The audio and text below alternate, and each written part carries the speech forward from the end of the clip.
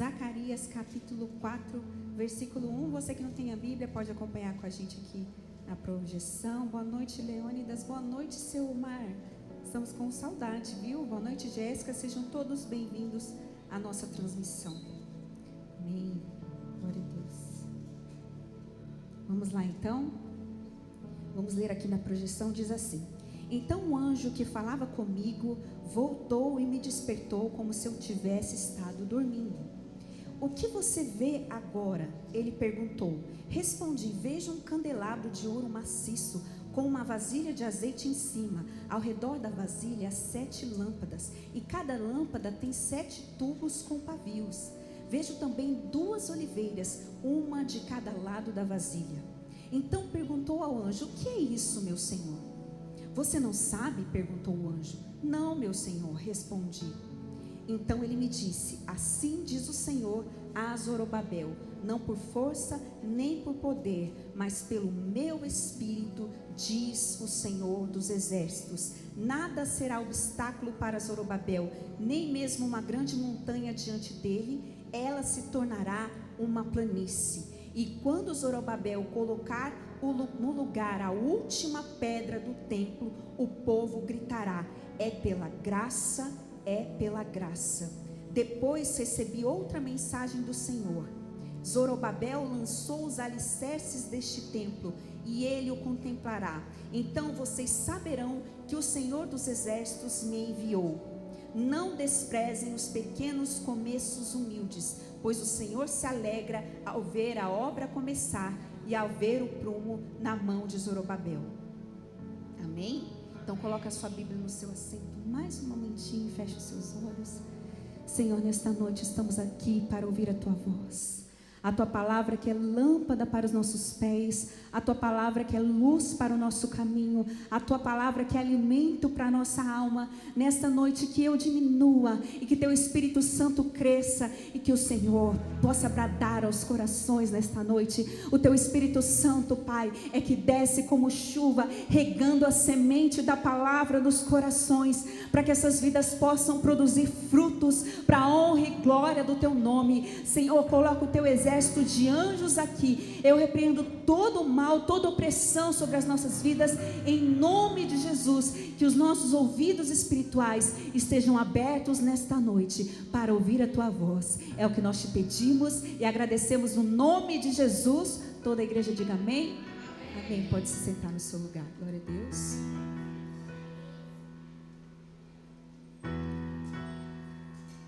Nossa, como você está bonito hoje, amém?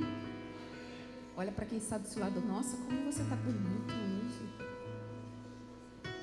Só porque tem festa, geralmente você vem igual uma bruxa para a igreja. Você caprichou hoje. Hoje eu cheguei em casa, Mateus estava lá alisando o tênis branco dele para deixar brilhando. Falei, todo mundo estava feliz hoje, preparado para essa festa abençoada. E eu sei que Deus vai encher o nosso coração de alegria nesta noite. Amém? Quem está com calor aí, diga aleluia. Tem gente com calor, gente? É a fogueira, gente. É a fogueira. É a fogueira que está esquentando. É a fogueira que está te esquentando. Você pede para Deus batizar com fogo e Ele batiza. Aí você fica com calor. Mas daqui a pouco vai melhorar. Amém? Bom, hoje nós vamos falar sobre recomeço. E aí você vai entender um pouquinho mais dessa palavra. Difícil, né? A interpretação, mas é uma revelação muito bonita que Deus trouxe para Zacarias. E como é difícil começar algo? Na verdade, começar já é difícil. A gente fala, vou começar a academia segunda-feira. Quem está prometendo isso aí, diga misericórdia. Gente, essa segunda nunca chega, né? Nunca chega. Vou começar segunda-feira, dieta, vou começar. Só que quando você começa, você empolga, de repente, no meio dela, você quebra a dieta, você esquece. Ou você recebe uma tentação. Aí a pessoa vem com aquele prato, você esquece imediatamente que estava com a dieta. Então aí você desanima, porque você vai ter que recomeçar a sua dieta. Então, recomeçar é muito mais difícil que começar. Porque recomeçar carrega marcas, medos, traumas, frustrações e lembranças do que era e daquilo que não pode ser mais nas nossas vidas. É difícil recomeçar, mas recomeçar é ter fé para acreditar que Deus pode reerguer das suas ruínas uma linda construção. Amém? E que das suas cicatrizes Deus pode fazer nascer asas. Deus pode te dar uma nova direção para a sua vida. Que de uma vida sentimental de fracassos, Deus pode fazer nascer uma linda família. Deus, Ele pode. Você vai entender que um fracasso não pode definir a sua história, e sim a sua capacidade de se reerguer e se levantar em Deus, amém? Então que você se levante nessa noite em nome de Jesus. Algumas pessoas às vezes vão embora da nossa vida, algumas pessoas vão embora, alguns recursos vão embora, mas o que importa é que Deus não foi embora, e Deus permanece com você, e isso é o que basta, isso é o que verdadeiramente importa. De todas as guerras que você já superou, Deus vai derramar uma unção de autoridade sobre a sua vida, para que você possa ministrar na vida de outras pessoas lindos testemunhos do que Deus fez na sua vida, nas áreas que você sentiu dor, nas áreas em que você viveu impossibilidades. Deus derrama autoridade para que através da sua vida outras vidas sejam edificadas e abençoadas com o seu testemunho. Tudo tem um propósito, amém? Recomeçar, igreja, é deixar Deus virar a página e reescrever com o dedo dele uma linda história na sua vida. É deixar Deus, é deixar Ele apagar as feridas do seu coração, as feridas do passado, e não deixar seu coração preso ao que passou. Recomeçar é a gente não deixar que tijolos errados sejam colocados novamente na nossa construção. Você já sabe por que ela caiu, você já sabe por que a sua casa caiu, você já sabe por que aquele projeto caiu, e por que você vai recomeçar colocando os mesmos tijolos, colocando os mesmos erros. Então recomeçar é não deixar que esses tijolos errados entrem. Sabe por quê? Porque Deus não vai restituir na sua vida o que te afasta dele, e nem vai terminar uma construção que não foi Ele que começou na sua vida. Recomeçar é deixar Deus dirigir a sua história, aleluia. Não como Sansão, que saiu de um casamento fracassado e foi para outro relacionamento fracassado, mas como Noemi e Ruth. Noemi perdeu a sua família, Ruth perdeu o seu esposo. De uma história de tantas perdas, elas acreditaram no recomeço de Deus para a vida delas, aleluia. E elas voltaram para a direção do Pai, e Deus refez a vida delas, aleluia. E dessa linhagem de tragédias, Deus deixou Ruth ao lado de Noemi, e da linhagem de Ruth descendeu Jesus. Olha como Deus tem um recomeço para as nossas vidas. Olha como Deus é poderoso para, de uma história de fracassos, trazer renovo sobre a nossa história, aleluia. Por isso, que o seu recomeço seja na presença de Jesus. Você vai ver que o retrovisor é muito menor do que o para-brisa, porque não é para você ficar preso ao que passou para trás, é para você olhar para o futuro que Deus tem para você. Deus sempre tem algo muito maior para derramar sobre as nossas vidas, amém? Glória a Deus, aleluia, glória a Deus. Sabe, igreja, tem perdas que tiram o nosso chão. E por que eu estou dizendo sobre recomeço, sobre perdas? Porque é o contexto dessa passagem que nós acabamos de ler. Tem perdas que elas tiram completamente o nosso chão. Eu era a mãe. Aí você se pergunta, quem você era? Eu era a mãe. Aí o seu filho se foi. Quem é você? Eu era a esposa, mas o meu marido me deixou. A minha esposa me deixou, me traiu. Então quem é você? A esposa? Quem é você? Ah, pastora, eu era manicure, mas eu sofri um acidente, eu não posso mais operar com as minhas mãos. Quem é você? Já vi testemunhos de cantoras, inclusive essa da canção que nós acabamos de cantar, Batiza com Fogo. O médico disse: você nunca mais vai poder cantar. Você está com um problema sério na sua voz. Se você perder a sua voz, quem é você? Eu era cantora da casa de Deus, eu era adoradora, e agora? Eu não tenho mais voz. E se alguma dessas preciosidades forem tiradas da sua vida, quem é você? Quem é a sua identidade em Jesus? Ela está ligada ao seu marido ser fiel, ao seu casamento ser perfeito, à sua saúde ser perfeita, a você ter tudo que você sonha. E se isso for tirado de você, você não é mais de Jesus. Quem é você? Qual a sua identidade em Deus? A nossa fé não pode estar firmada em pessoas, em coisas, naquilo que Ele pode nos dar, em circunstâncias, em situações. A nossa fé precisa estar firmada nele, a nossa identidade nele, amém? Porque isso nunca nos será tirado.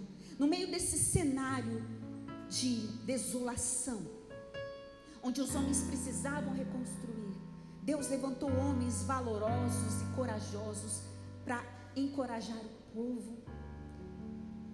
Aqui nesse cenário, o povo de Deus, ele tinha sido levado para o cativeiro. Eles foram escravos na Babilônia por 70 anos. E eles voltaram para Jerusalém. Só que Jerusalém estava completamente destruída. E eles precisavam reconstruir o templo. Eles precisavam reconstruir a fé, reconstruir a vida deles em Deus.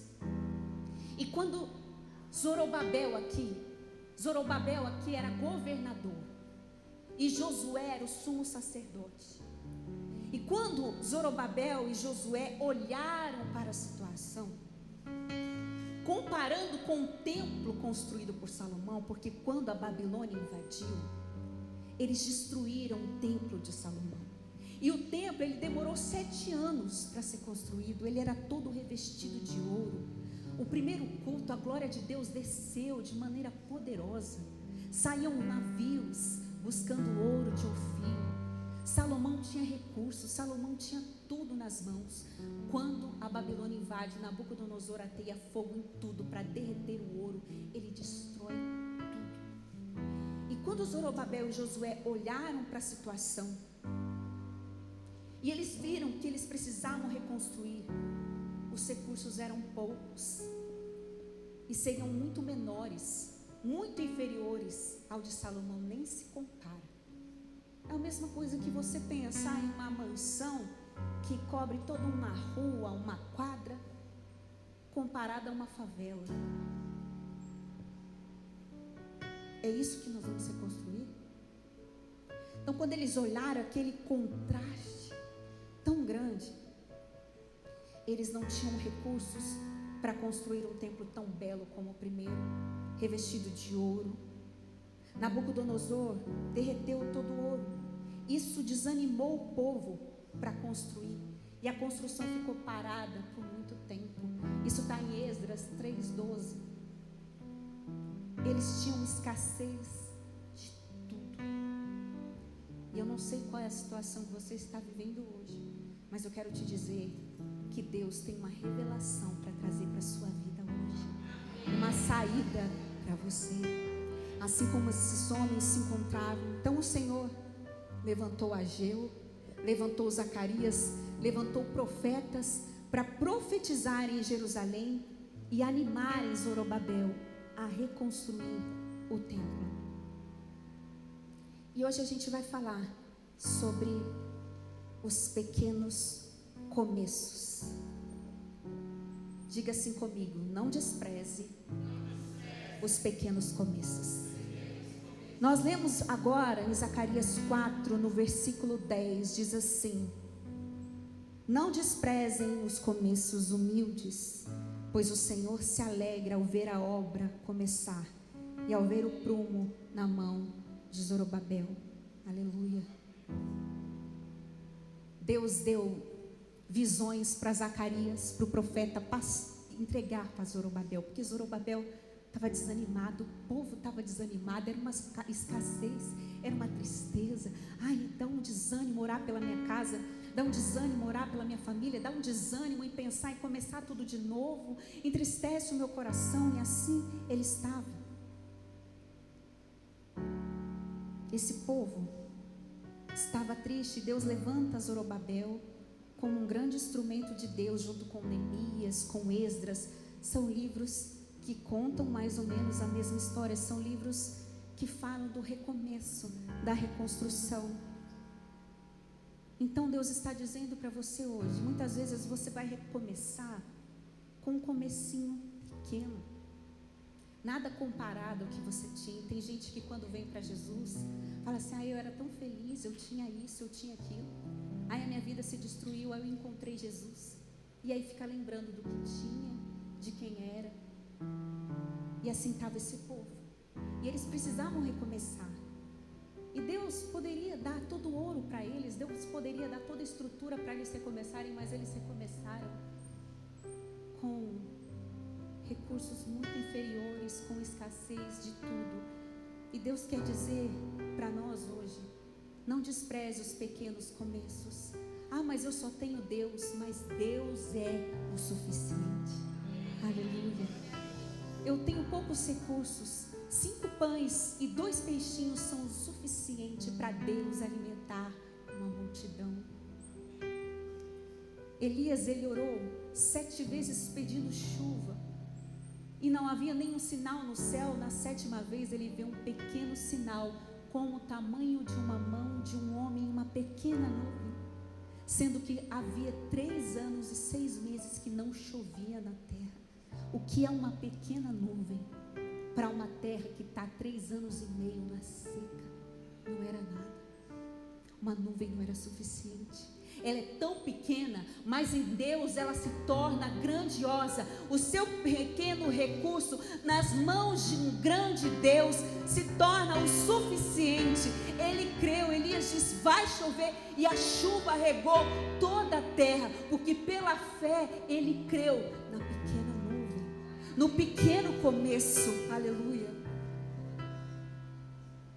Como eu posso recomeçar? Zorobabel pensou, a glória foi embora, o mobiliário do templo foi embora, o ouro foi embora, mas Deus não foi embora. Deus estava ali com eles. E às vezes é difícil recomeçar, mas hoje Deus vai te dar força, amém?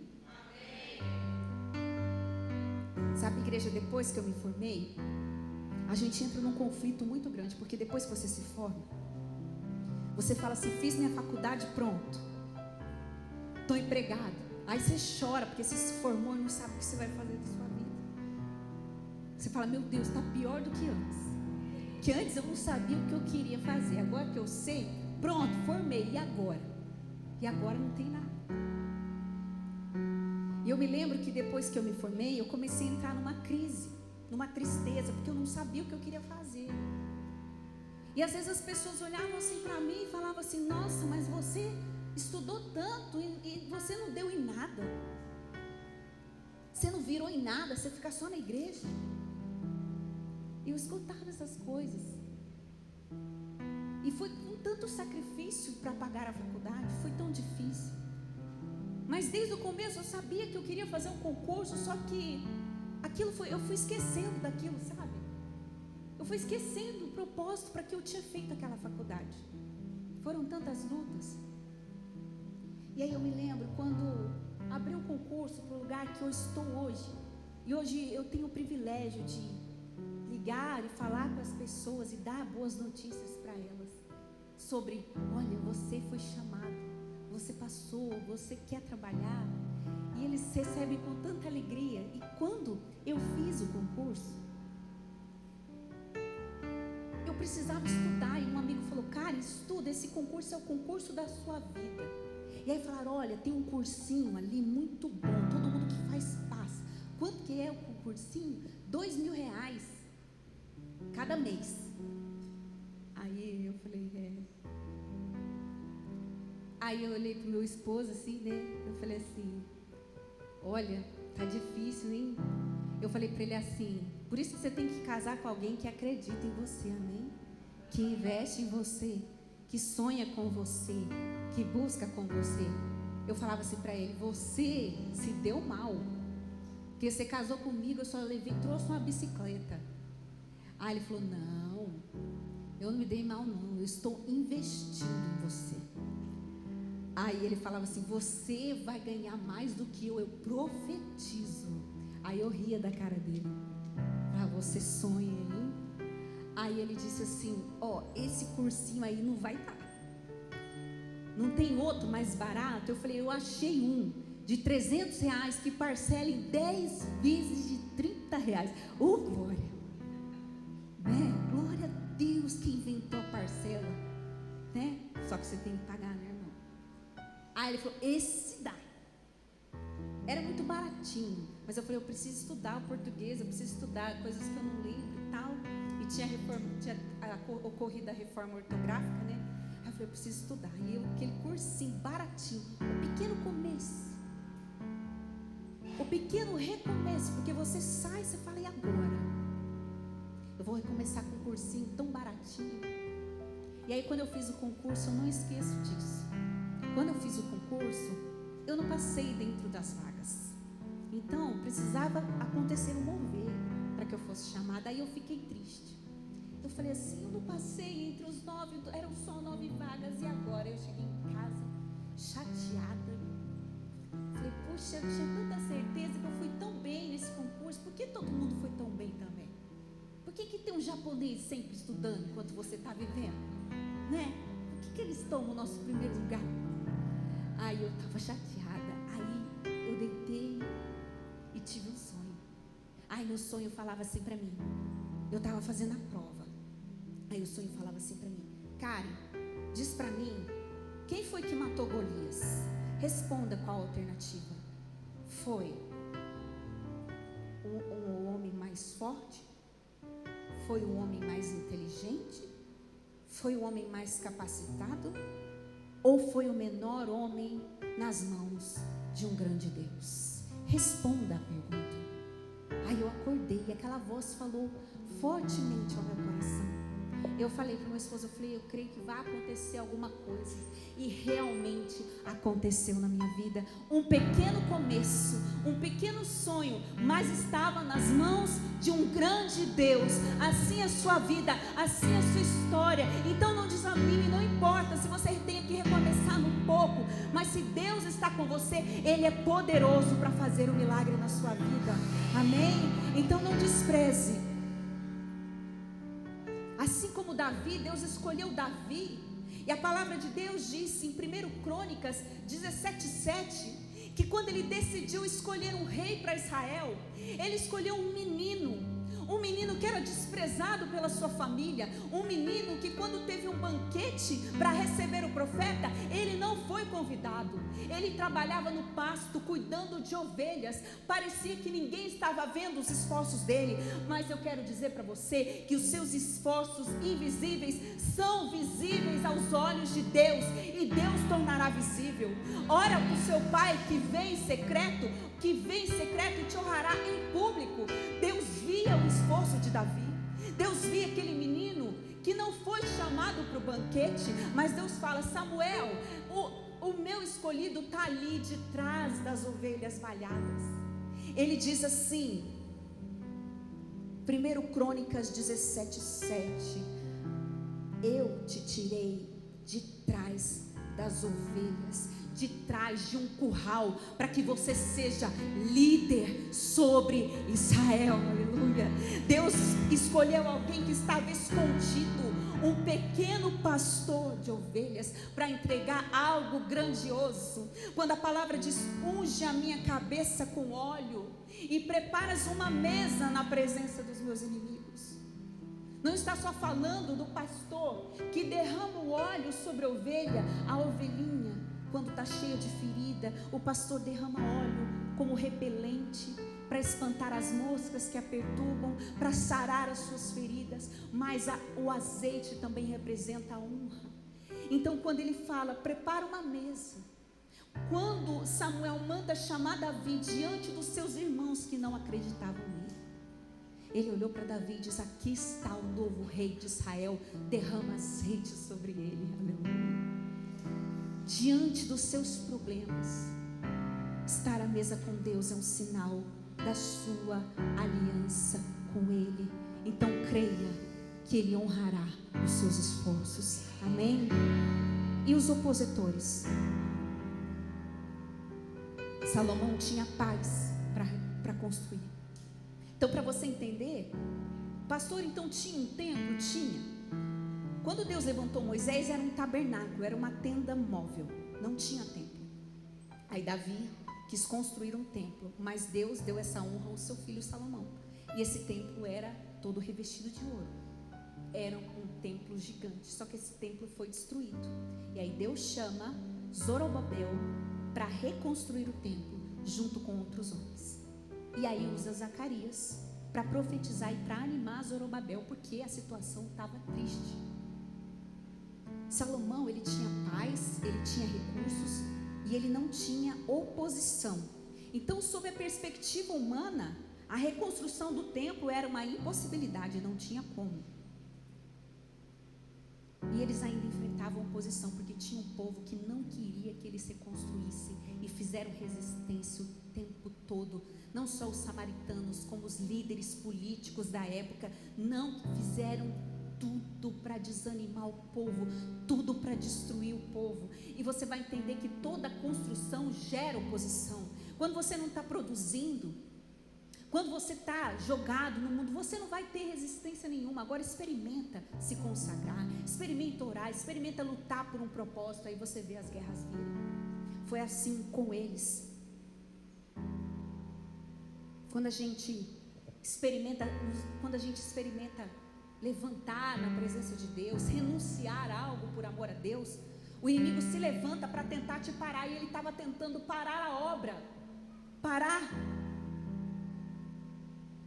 E eu não sei se o inimigo está tentando te parar ou te desanimar, mas eu quero te dizer que Deus te dará uma visão para que você possa se reerguer desse problema, em nome de Jesus. Deus vai te dar uma saída. É de joelhos dobrados que a saída vai aparecer na sua vida. É buscando a Deus que a resposta vai se revelar. Zorobabel estava diante de um povo desanimado, de muita oposição, muito desânimo. E aí Deus usa o profeta Zacarias para encorajar o povo, para que o povo se levantasse. Deus dá uma visão para Zacarias, uma estratégia. Deus fala para Zacarias, fala para Zorobabel, não é por força, nem por violência, é pelo meu espírito que o milagre acontece. Amém? Aleluia. É pelo meu espírito que você vai vencer essa situação. É pelo meu espírito que você vai vencer esse diagnóstico, essa escassez, essa luta. É de joelhos dobrados. Ele estava dizendo aqui para eles: nada será obstáculo para Zorobabel. Até mesmo uma pequena, até mesmo uma grande montanha se tornará uma planície diante de Zorobabel. Nenhum problema é grande demais para o nosso Deus. Nenhum obstáculo é grande demais para que a mão de Deus possa arrancar. Nenhum poço é tão profundo que Deus não possa te resgatar dele. Aleluia. Ele estava dizendo aqui, nem mesmo uma grande montanha, nós lemos aqui no texto base, nem mesmo uma grande montanha se tornará uma pequena planície diante do meu povo. Assim, tem montanhas que têm se levantado contra a sua vida, mas eu quero te dizer que elas vão se tornar planícies diante da sua oração, diante dos seus joelhos dobrados. Você vai ver os problemas se dissolverem diante dos seus olhos. É isso que Deus estava dizendo para Zorobabel encorajar Zacarias. Não importa a oposição que vocês estão enfrentando, esses poderosos políticos influentes que não querem que vocês cresçam, essas planícies, essas montanhas vão se tornar planícies, porque não é por força nem por violência, é pelo meu Espírito. Aleluia. É pelo meu Espírito. É pelo Espírito de Deus que você vai ver esse problema se dissolver diante dos teus olhos. Aleluia. E aqui ele estava dizendo: por isso, persevere em oração, comece a travar as suas batalhas de joelhos, comece a perseverar. Deus estava dizendo: olha, diz para o meu povo, diga para o meu povo que o sucesso da reconstrução não vem da força humana, nem da força militar. O sucesso dessa reconstrução vai vir pelo Espírito de Deus. E é isso que você tem que entender quando você recomeçar. É pela mão de Deus dando graça sobre a sua vida que você vai conseguir.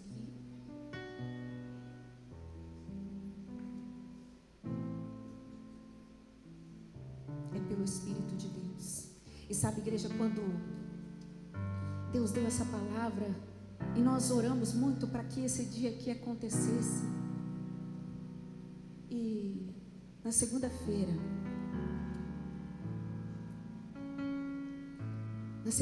meu pai nos deu um susto. Ele estava muito inchado, e aí ele estava com dores na coluna, e aí um médico olhou e falou assim, o cardiologista falou: leve o seu pai urgente para o hospital, leve o seu pai agora. E aí levaram ele, isso tudo na segunda-feira, nessa semana. Quando levaram ele, disseram assim: olha, as nossas suspeitas, nós fizemos exames e o coração dele está inchado, ele está com água nos pulmões, nós desconfiamos que ele está com insuficiência cardíaca. Nós vamos aguardar uma vaga na Santa Casa para ele, ele não vai sair daqui. E aí eu estava no trabalho, e na terça-feira tinha culto. E aí eu falei para o meu chefe assim, eu conversando com ele sobre o meu pai, né? Ele disse assim: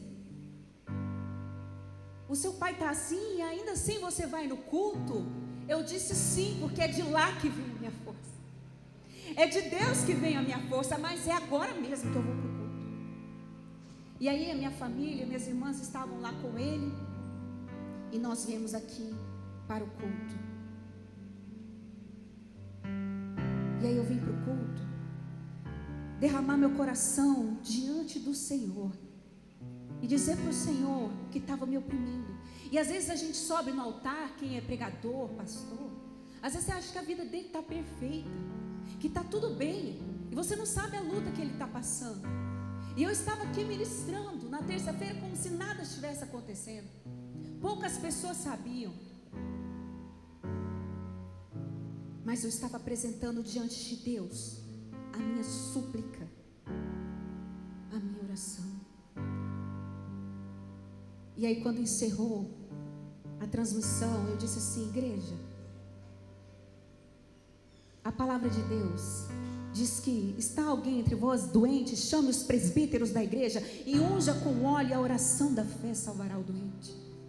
Eu disse assim: eu não posso ir até onde meu pai está, mas nós como igreja, nós não vamos privá-lo dessa oração. Nós vamos lá espiritualmente marchar, e Deus vai nos levar até aquele hospital, e ele vai ser resgatado em nome de Jesus. E aí toda a igreja se levantou e nós começamos a clamar. Que esperança que vocês tinham? O pequeno começo, a pequena nuvem? Eu não sei. O coração dele está inchado. E aí você se apresenta diante de Deus e coloca o seu coração diante dele. e pede para o Espírito Santo levar as suas orações a Deus, levar o seu clamor ao Senhor. E assim nós estávamos aqui orando e pedindo ao Senhor: Senhor, nos ouça. E o Espírito Santo, Ele leva a sua oração. Não importa o quão quebrado esteja o seu coração, você se achega na presença dEle e diz para Ele: aleluia, Espírito Santo, ore por mim, leve para Deus tudo aquilo que eu preciso. Espírito Santo, use as palavras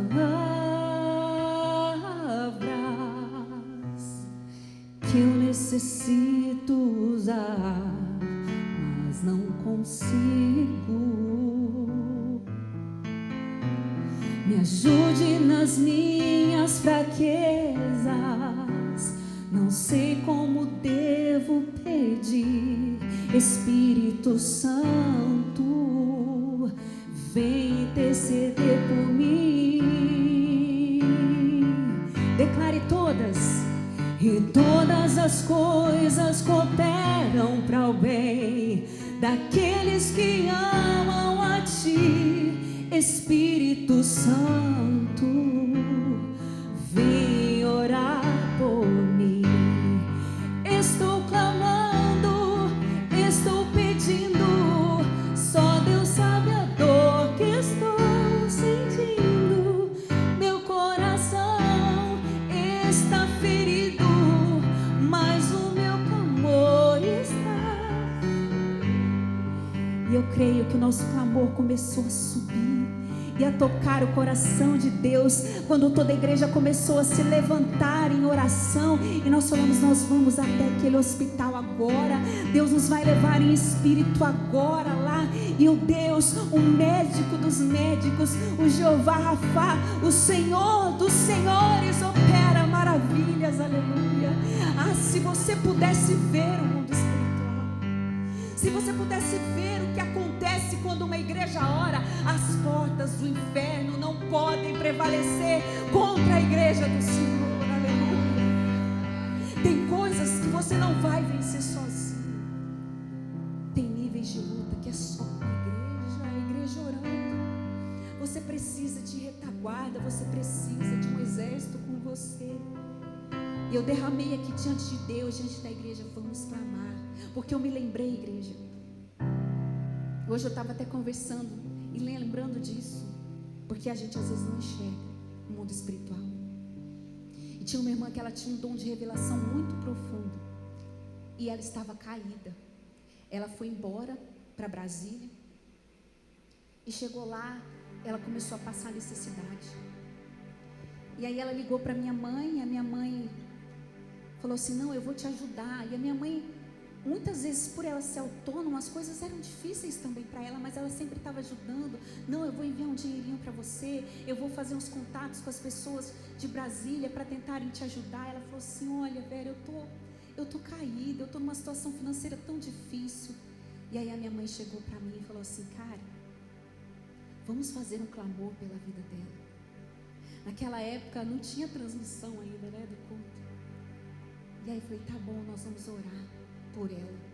E aí eu me lembro que toda a igreja se levantou. Eu falei: irmãos, eu quero orar por uma pessoa. E naquele momento eu não sabia, mas naquele momento ela disse que ela estava caída na sala da casa dela, querendo desistir da vida, sem esperança. Como eu vou recomeçar? Alguém que teve tudo e se vê sem nada. Era assim que estava a situação do povo, desanimado, entristecido, porque eles precisavam recomeçar, e eles não tinham recursos. E aí ela estava na sala da sua casa, e nós estávamos orando aqui em Campo Grande, e ela lá em Brasília. E a igreja começou a marchar, e nós começamos a orar: Senhor, visita, Senhor, faz a obra. Ela falou: Vera, eu estava caída na sala da minha casa, quando de repente entrou uma luz muito forte na minha sala. Eu queria desistir da minha vida, quando eu olhei aquela luz tão forte. Eu vi o pastor Anderson, eu vi a pastora Karen, eu vi você e toda a igreja vestidos de soldados fardados. E vocês estavam entrando na minha casa. Eu falei: mas o que é isso? Eles estão fardados, o exército está entrando aqui na minha casa. E quando eu olhei para ela, o pastor olhou para ela e toda a igreja atrás da gente disse para ela: levanta, em nome de Jesus. E naquele momento ela se levantou e Deus fez uma obra linda na vida dela, aleluia. E ela disse para minha mãe: eu não sei o que aconteceu, mas eu vi a igreja entrando na sala da minha casa. Aí a minha mãe disse: era a igreja que estava intercedendo por você. Nós estávamos como soldados ali. E naquele momento, igreja, ela recebeu uma notícia, ela recebeu uma herança. Ela tinha uma tia que não tinha descendentes, que não tinha para quem deixar. A herança veio nas mãos dela. E foi tão linda a obra, a vida dela mudou completamente. E aí eu lembro que naquela época a gente estava comprando um letreiro para a igreja. Ela falou assim: olha, eu vou mandar uma oferta para pagar esse letreiro, porque eu me lembro do dia que a igreja foi na minha casa. Como que eu ia em Brasília? Como que você vai até aquele hospital? Como que você vai alcançar o coração daquele cabeça dura da sua família? As suas palavras não alcançam, mas a sua oração alcança. O seu Deus alcança, porque ele disse aqui para Zacarias: Zacarias, não é por força, não é por violência, é pelo meu espírito, aleluia. É pelo meu espírito que vocês vão conseguir reconstruir o templo. As montanhas eram os opositores, e o inimigo colocava obstáculos para que o povo não reconstruísse. E de repente, Zacarias se depara com um candelabro de ouro. Foi o que nós lemos aqui no começo. Como eles estavam desanimados, sem direção para reconstruir, Deus deu uma visão para Zacarias. Vou te dar uma visão, para que você possa ajudar o meu povo. E aí Deus deu uma visão para ele. E aí, para você entender, fala: pastor, eu escutei, mas eu não entendi nada. Apaga um pouquinho a luz, uma das luzes, para o pessoal ver, por favor. Isso aqui que Zacarias viu, gente. Aí você fala: mas o que é isso? Não estou entendendo nada. Fala: é o meu sonho, pastora. Deus fala em sonhos, Deus fala em visões. Ah, não, pastor, eu sonhei que tinha uma fantaúva correndo atrás de mim. Aí não, irmão, aí você comeu demais. Você comeu feijoada, entendeu? Tem nada a ver seu sonho. Mas isso aqui é uma visão de Deus. E aí ele falou: mas o que é isso? Aí Deus mostra para Zacarias. Aí ele viu 2 oliveiras. E aí havia os canos, um recipiente que pegava o azeite, e o azeite descia até o candelabro. E esse azeite é que alimenta o candelabro para que as lâmpadas fiquem acesas, para que a chama fique acesa. Então ali havia as oliveiras, o azeite, e o azeite que mantém as lâmpadas acesas. E ele não entendia. Ele falou: mas o que é isso? Eu não estou entendendo nada, Deus. Deus falou: as oliveiras representam Zorobabel, que era o governador, que ia liderar a reconstrução do templo, e Josué, que era o sumo sacerdote. Eles seriam instrumentos de Deus, assim como nós somos oliveiras de Deus, amém? E nós temos que produzir o azeite. O que significa produzir o azeite? Significa que muitas vezes nós passamos por lutas, por provas, mas o Espírito Santo, ele age através de nós. E através de nós ele age, e diante das nossas guerras, das nossas lutas, nós oramos e buscamos ao Senhor. Quando nós buscamos o Espírito Santo de Deus, nós começamos a produzir azeite, nós começamos a produzir a unção, e essa unção é que o Espírito Santo vai levar para iluminar a sua vida e dar direção para o seu caminhar, amém? Pode acender a luz. É como se fosse: meu Deus, mas eu estou perdido, eu não sei que direção tomar. Deus deu a Zacarias a visão do azeite. Então, Quando você ora, quando você pratica a palavra de Deus, da sua oliveira é gerado azeite dentro de você. Quando a igreja estava orando aqui pelo meu pai, quando nós estávamos orando e clamando, nós estávamos gerando azeite. O Espírito Santo estava gerando azeite em nós, através das nossas lágrimas, do nosso quebrantamento, das nossas renúncias. E cada vez que você renuncia, sai azeite.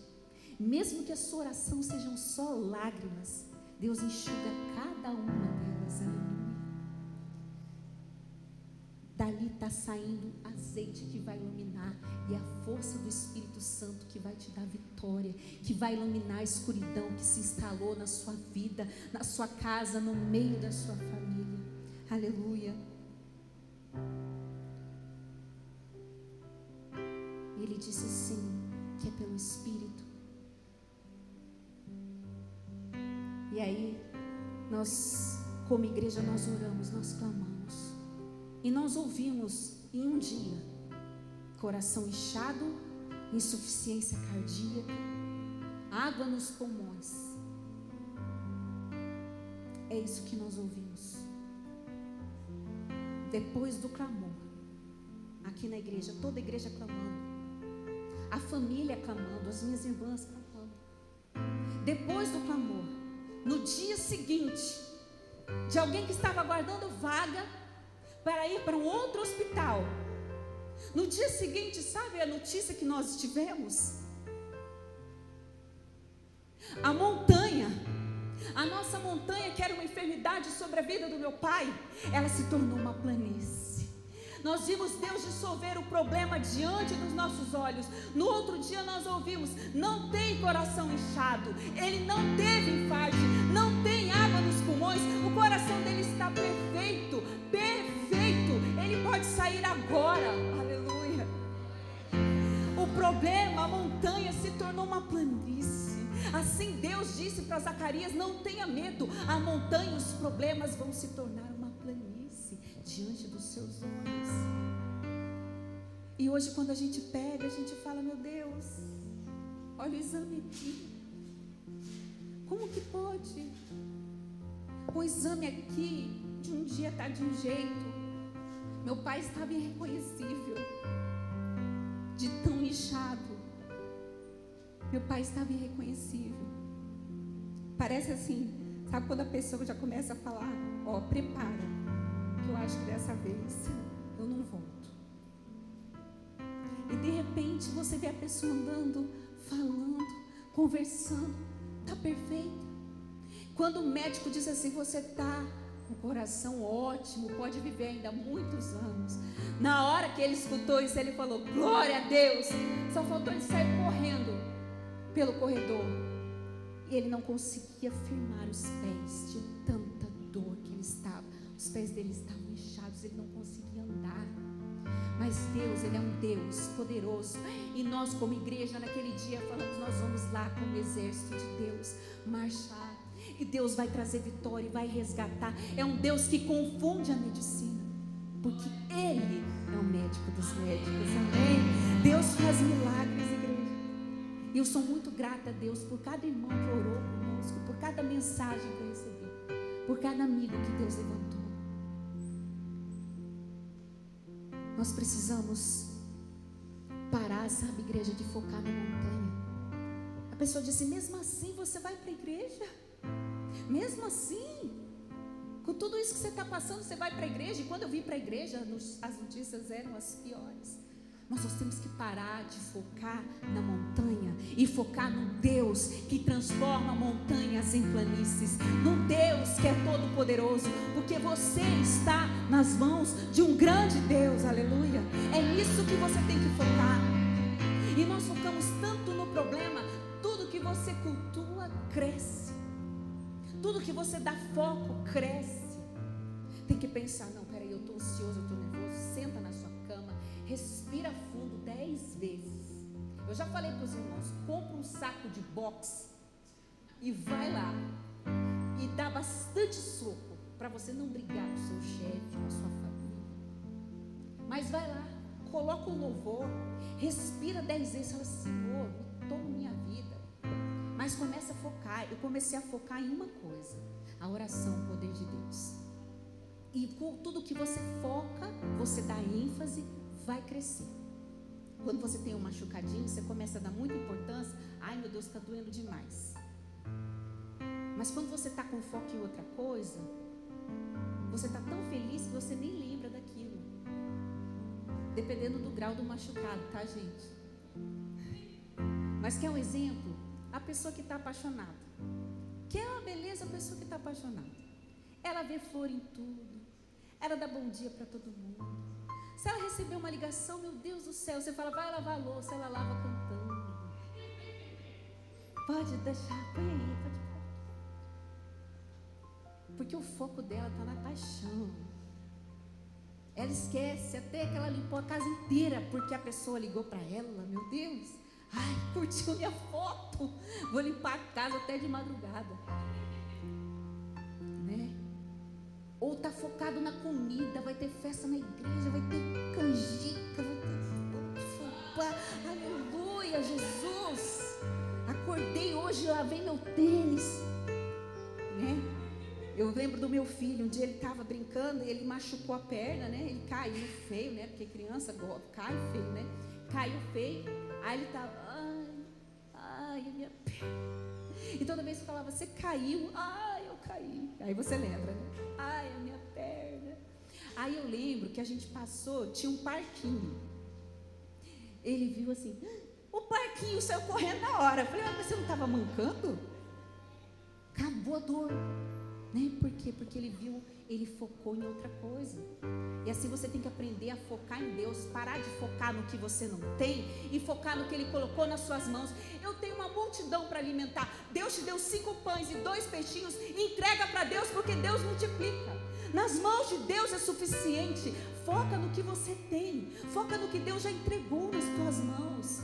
Deus estava falando, Zorobabel, calma, porque não é por força, é meu Espírito que vai dar vitória, e vocês vão reconstruir esse templo, e ele vai ser poderoso. E quando você colocar a pedra final nele,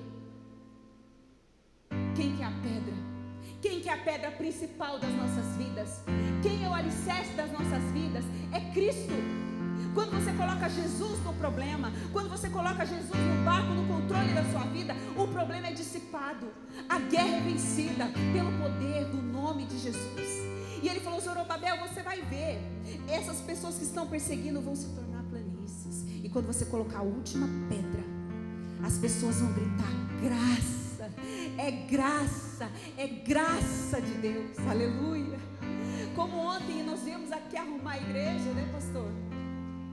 Nós viemos aqui interceder, orar. E eu lembrando do meu pai, eu lembrando daquilo.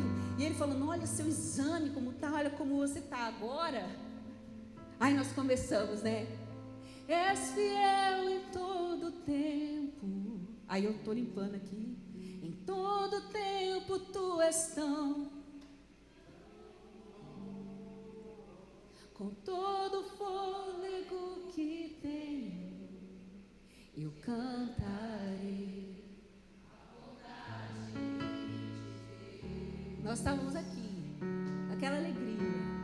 Fica tudo, Deus, obrigado, Senhor.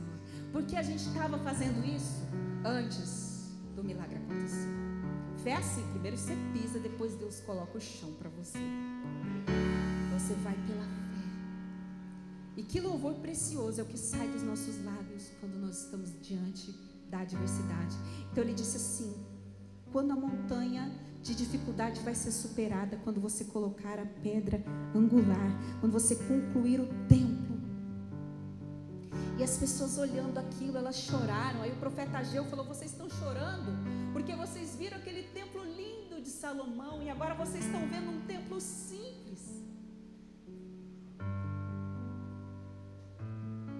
Mas a glória da última casa será maior do que a primeira. Porque agora vocês vão entender que a glória não está nas paredes, no ouro. A glória está na minha presença, na sua vida. A minha presença dentro desse lugar. Podem ter tirado o ouro do templo, mas a minha presença ninguém vai tirar desse lugar. Ali a presença de Deus estava aquele templo, e sabe do que Deus estava falando? É porque aquele templo, ele durou muito mais tempo que o de Salomão. E um dia ele é destruído para ser reformado por Herodes. Naquele mesmo lugar, um templo é erguido. E quem é apresentado lá? Jesus Cristo. Aleluia. Por isso que algumas traduções dizem a glória da segunda casa, e outros dizem a glória da última casa, que seria a casa onde Jesus seria apresentado. O que Deus está dizendo para você? A glória do recomeço. Quando você tinha tudo, você era próspero e você não tinha Jesus, o inimigo pode vir e tirar tudo de você, você pode perder tudo. Mas quando você tem pouco, quando você tem recursos insuficientes, você entende que você depende de Deus e que a glória é dele na sua vida, aleluia. Você entende que o poder é dele. Ele está dizendo: a glória da segunda casa, da última casa, vai ser muito maior do que a primeira. Antes você podia até contar o dinheiro, hoje você tem Jesus. Você vai no culto, deixa a barriga de doce e dorme e ronca. Antes nem dormia, né? Pastor, tomava um monte de remédio, misericórdia. Mas Jesus faz toda a diferença. Ele vai começando de dentro para fora, começando a obra na sua vida. Então muitas vezes Ele permite você perder algumas coisas para você descobrir a sua identidade. E eu volto a fazer a pergunta do início: se algumas coisas forem tiradas de nós, quem nós seremos? Eu sou pastora, mas e se a igreja fechar e der outro lockdown? Se de repente vir uma perseguição e não tiver mais igreja? Se de repente acontecer alguma coisa, quem eu sou? Eu toco o teclado, mas se acontecer alguma coisa com as minhas mãos, eu não sou mais a tecladista. Então quem eu sou? Você é a mãe. E se seu filho for recolhido, quem você é? A sua vida está em função do seu filho? A sua vida está em ser esposa ou marido?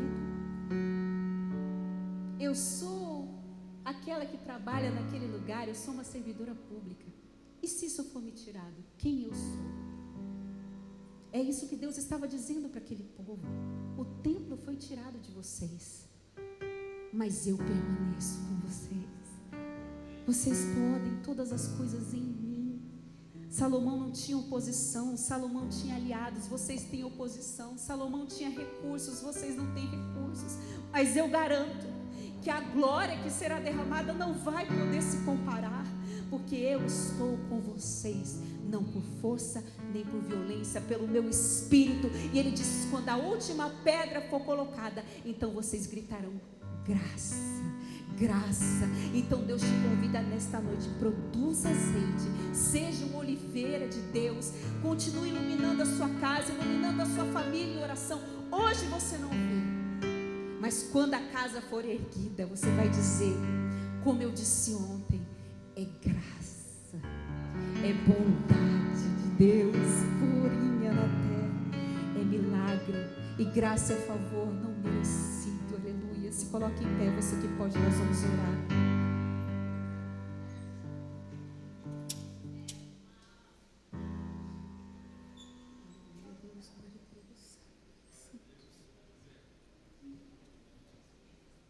Nós estamos aqui na presença de Deus, oh Senhor, para te agradecer por esse momento tão especial para nós como igreja. Porque o Senhor nos enxergou na nossa tormenta, o Senhor nos enxergou nas nossas lutas, o Senhor nos enxergou nas nossas batalhas. E o Senhor está aqui, nesse lugar hoje, olhando para nós, olhando para o nosso coração, Deus. Obrigada, Senhor, pela tua fidelidade, obrigada pela tua bondade.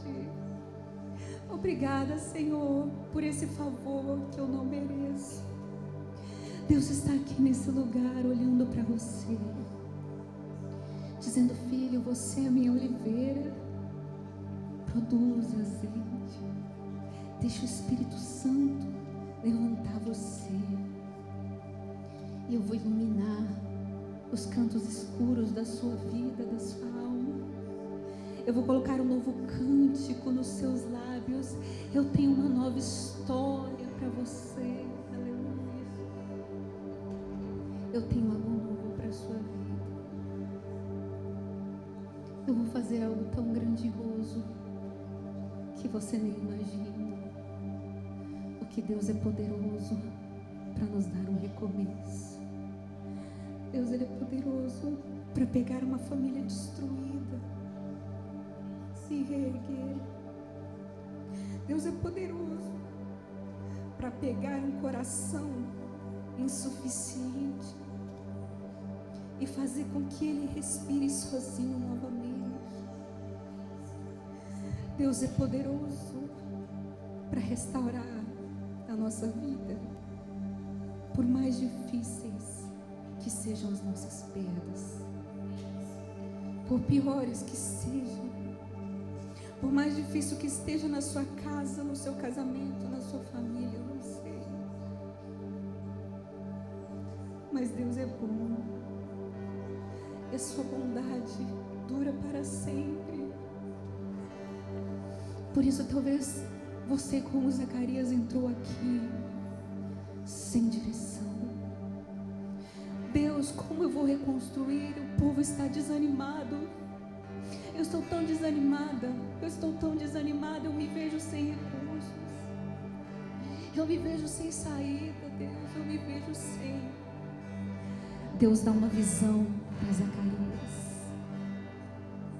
Assim como hoje Ele quer dar uma visão para você. Dizer para você que existe saída para o seu problema, existe saída para o que você está passando, para o que você está enfrentando. Existe uma resposta do céu para você, aleluia, existe. Ele diz: você está tentando na força do seu braço, filho, filha, mas não é por força, nem por violência, é pelo meu Espírito, é pelo meu Espírito, é pelo meu Espírito. Essa montanha vai se tornar uma planície diante dos seus olhos. Eles vão se dissolver diante das suas orações, diante dos seus joelhos dobrados. Então entrega hoje a sua vida, entrega hoje o seu coração, entrega hoje a sua súplica no altar de um Deus que é todo poderoso. Aleluia, aleluia. Ele diz: filho, a glória do seu recomeço será maior do que a do seu começo, porque eu estou contigo. Aleluia. Coloca a pedra principal na sua reconstrução. Coloca Cristo na direção da sua vida. Eu não sei o que está afligindo o seu coração agora, mas coloca diante de Deus.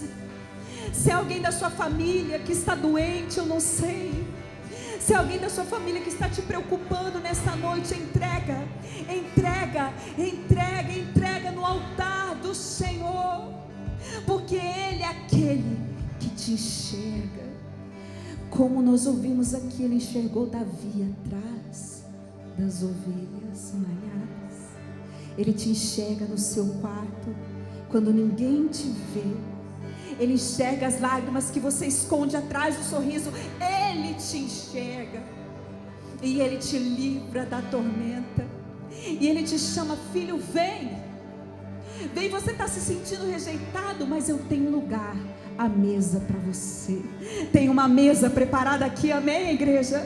Tem uma mesa preparada aqui, mas não são de delícias. Não são de delícias de comida apenas, mas existe uma comida espiritual. Existe uma mesa aqui, e nesse banquete tem cura, nesse banquete tem vida, nesse banquete tem restauração, nesse banquete tem esperança para você. Aleluia. Nesse banquete tem Jesus. E eu te enxergo, filho. Mergulhe hoje na presença de Deus. Coloque a sua casa, a sua família, o seu clamor. Ele ouve, aleluia. Senhor, eu apresento a Ti cada um aqui, cada um aqui, cada clamor, cada súplica, cada coração aqui derramado no teu altar, Jesus. E nós como igreja marchamos, Deus. Visita essa casa, visita essa família, visita esse lar, visita esse hospital, visita essa pessoa nesta noite, ó Deus. Oh, aleluia. Se derrame agora, esse é o seu momento com Ele. Esse é o seu momento com o Senhor. Santo, Santo. Tão lindo é cada momento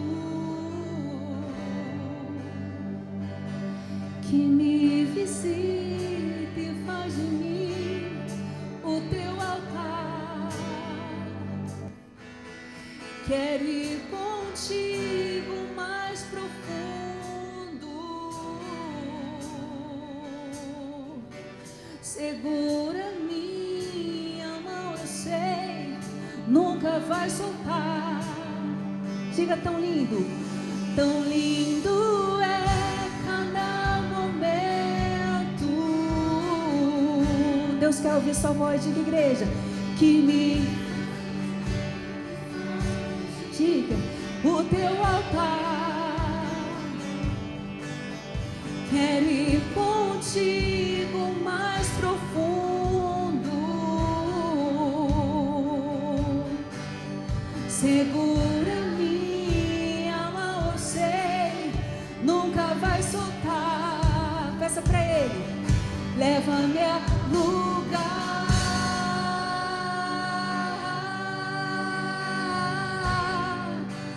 onde só você e eu desfrutamos um momento. Te amo, meu papai.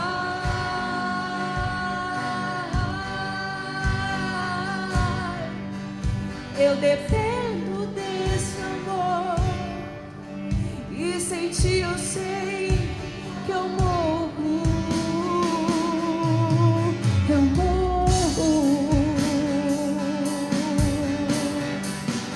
Oh Deus, ouve o nosso clamor, Senhor. Diga, tão lindo é cada momento que me visita e faz de mim o teu altar. Eu quero ir contigo mais profundo, segura minha mão, eu sei, diga, nunca vai faltar. peça pra Ele, leva-me a lugar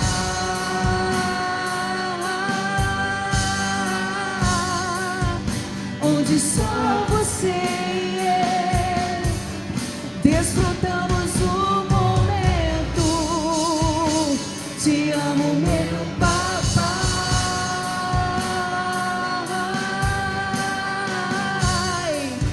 Eu dependo desse amor e sem ti eu sei que eu morro. Eu morro.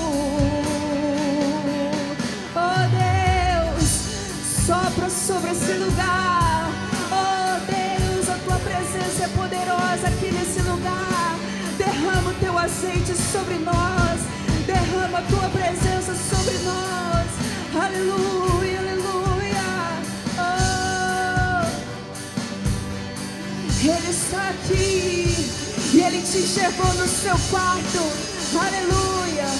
Diga, igreja, me enxergou na minha tormenta, me livrou em meus problemas, transformou minha tristeza e mudou minha vida inteira. Me vestiu com roupas novas, pôs azeite em minha cabeça, me deu um lugar à mesa. O meu Pai não me rejeita,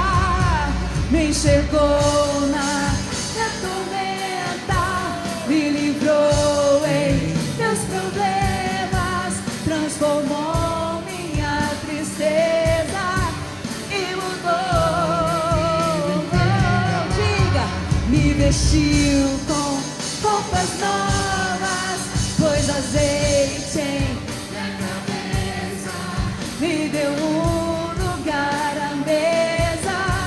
O meu Pai, diga, me enxergou na me livrou. Só a igreja diga, transformou.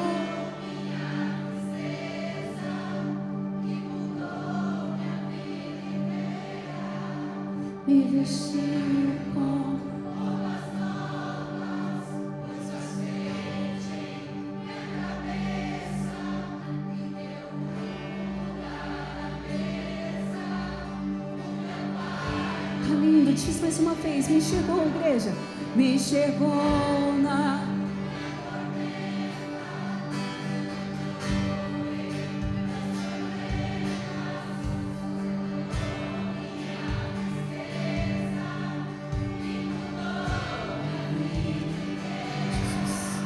me vestiu com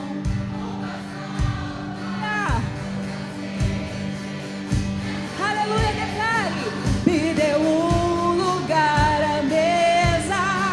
O meu Pai, mais uma vez diga, me enxergou na minha tormenta, me livrou em meus problemas, transformou minha tristeza e mudou minha vida inteira. Me vestiu com roupas novas, pôs azeite em minha cabeça, me deu um lugar à mesa. O meu Pai não me rejeita. Peça pra Ele, leva-me, leva-me ao lugar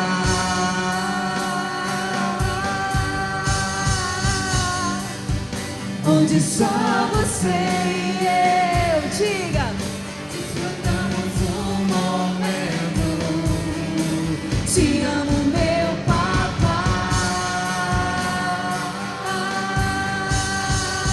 Eu dependo desse amor. e sem ti eu sei. Leva-me, diga, leva-me ao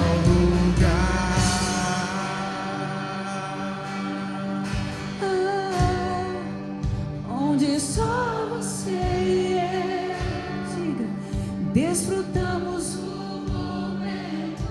Diga, te amo, meu papai.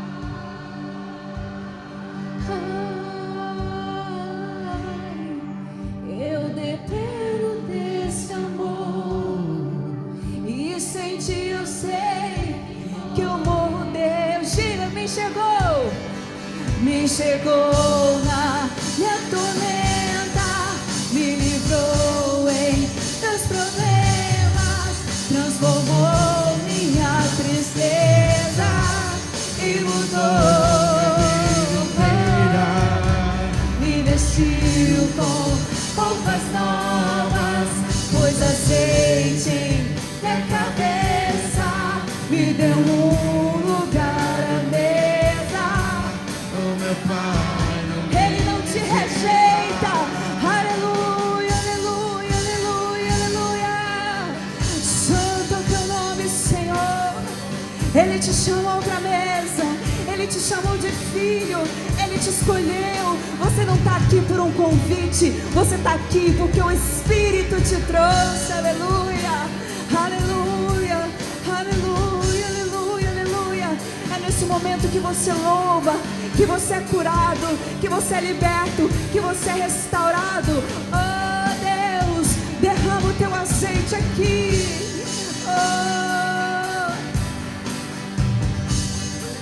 Onde só você e eu desfrutamos o momento.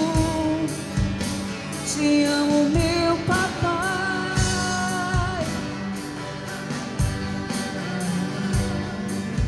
Eu dependo desse amor e sem ti eu sei que eu morro, Deus.